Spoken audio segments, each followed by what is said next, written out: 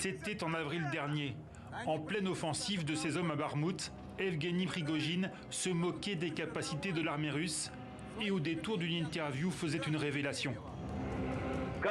Dites-moi, qui dans ce pays a des satellites d'observation à part Wagner? Venant d'un homme habitué à se vanter sur les réseaux sociaux, difficile à l'époque de savoir si l'information devait être prise au sérieux. L'enquête de l'agence France-Presse confirme aujourd'hui que le chef de Wagner disait vrai. En novembre 2022, son groupe a bien acheté 2 satellites à des entreprises liées au géant chinois de l'industrie spatiale, CGST. C'est la première organisation qui est listée comme organisation terroriste à avoir en sa possession une capacité satellitaire de haute définition. Donc c'est honnêtement du jamais vu. Selon les documents que s'est procuré l'AFP, Wagner a déboursé 31 millions de dollars. Le contrat prévoit aussi la fourniture d'images à la demande provenant d'une constellation de centaines de satellites chinois.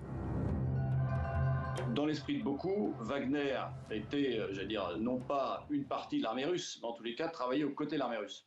Visiblement là, Wagner, en fait, a ses propres moyens d'acquisition du renseignement, fait son propre renseignement avant de mener son offensive. C'est sans doute ce qui a été fait à Barmout en particulier. Selon une source dans les renseignements européens, les hommes de Prigojine auraient aussi commandé en mai dernier 80 images du territoire russe, de la frontière ukrainienne jusqu'à Moscou, soit le trajet que Wagner a emprunté lors de sa mutinerie fin juin. Dès lors que vous disposez de cette capacité en renseignement image, ça vous permet de vous affranchir effectivement du survol des espaces aériens, ça vous permet de vous affranchir de beaucoup de choses. Et donc d'observer la Terre, observer des points de la Terre, ce que vous voulez. Ça donne la possibilité de surveiller quasiment en live l'avancée des troupes en Ukraine, le retrait des Français du Niger par exemple, et d'être en mesure, s'ils ont envie de faire une action de déstabilisation, d'avoir toutes les cartes en main pour la planifier et la faire au bon endroit et au bon moment. Un groupe paramilitaire russe se dote grâce à une société chinoise d'une capacité satellitaire bien supérieure à celle de Moscou.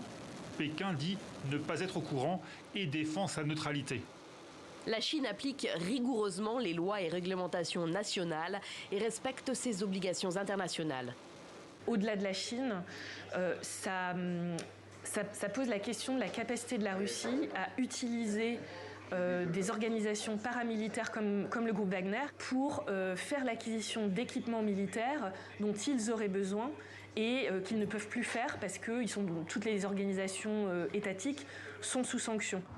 Depuis la mort de son fondateur en août, Wagner serait en phase de réorganisation, mais d'une manière ou d'une autre, les activités du groupe à l'étranger semblent destinées à être maintenues. S'agissant des satellites en tout cas, le contrat court toujours.